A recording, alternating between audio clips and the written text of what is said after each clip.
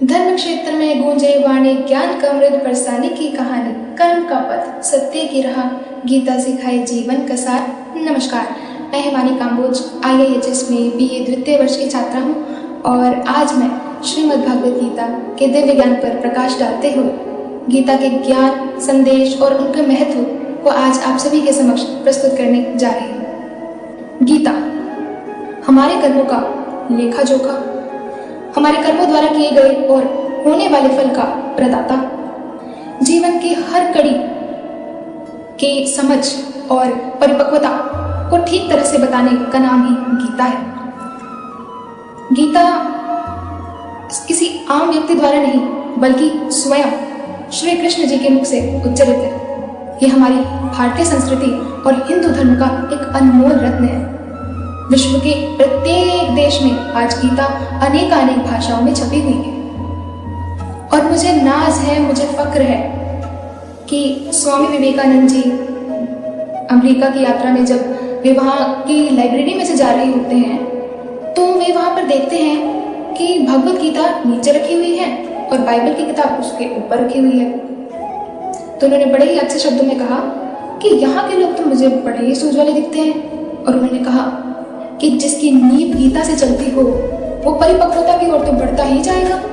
उनकी यह शब्द सुनकर वहाँ के लोगों ने गीता को सबसे ऊंचे स्थान पर रख दिया और यह देखकर स्वामी जी बोले कि मैं जिस गीता को विश्व के सबसे ऊंचे स्थान पर देखना चाहता था, मैं धन्यवाद करता हूँ इन महापुरुषों का जिन्होंने इसको यह स्थान प्रदान किया। अर्थात दोनों ही मापदंडों में हमने यह देखा कि गीता जमीन से भी जुड़ी है और आसमानी सत्ता को मिलाना चाहती है और यही जीवन का खेल है। गीता हमारे जीवन का आधार है।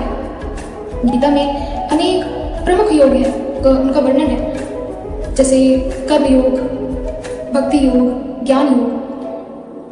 भक्ति योग का मतलब ही समर्पण है और ज्ञान योग का मतलब है आत्मज्ञान की प्राप्ति। कर्म योग से यह तात्पर्य है कि हमें बिना किसी स्वार्थ के, अपेक्षा के अपने कर्तव्य का पालन करना चाहिए।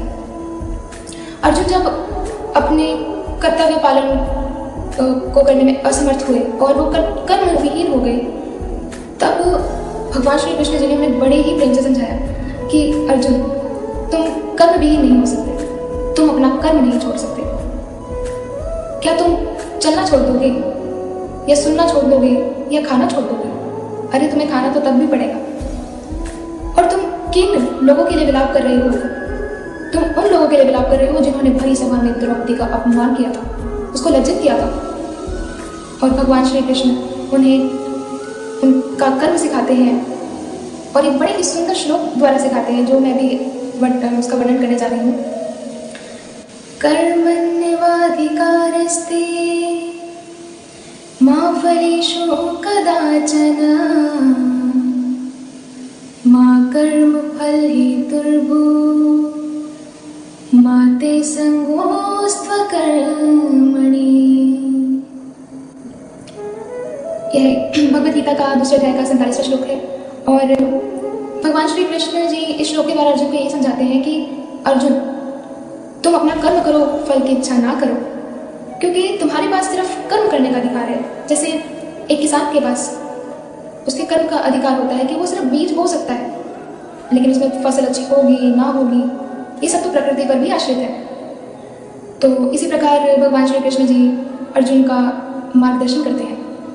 और जहाँ तक बात है विद्या की, जो भी मैंने विद्या आज तक प्राप्त की है और जो भी मैं प्राप्त कर रही हूँ, उसमें मैं अपनी सबसे बड़ी प्रेरणा हनुमान जी को मानती हूँ। जैसे कि हम सभी जानते हैं कि गीता के सभी योगों में हनुमान जी परिपूर्ण है। महाभारत के युद्ध में अर्जुन के रथ पर ध्वज के रूप में उनकी उपस्थिति यही दर्शाती है कि हनुमान जी अर्जुन का मनोबल और शक्ति बढ़ा रहे थे। उनकी मेहनत, उनके लगन और निष्ठा से हम सभी विद्यार्थी यही सीखते हैं कि अपने शिक्षा को प्राप्त करने के लिए धैर्य, मेहनत और कठिन परिश्रम बहुत आवश्यक है। तो अंत में मैं यही कहना चाहूँगी कि गीता हमारे प्राणों का संचार है, गीता हमारे जीवन की औजमी शक्ति है और गीता हमारे कर्मों का सबसे बड़ा स्रोत है। तो इसीलिए अपने कर्मों को देखें, समझें और फिर आगे बढ़ें। धन्यवाद।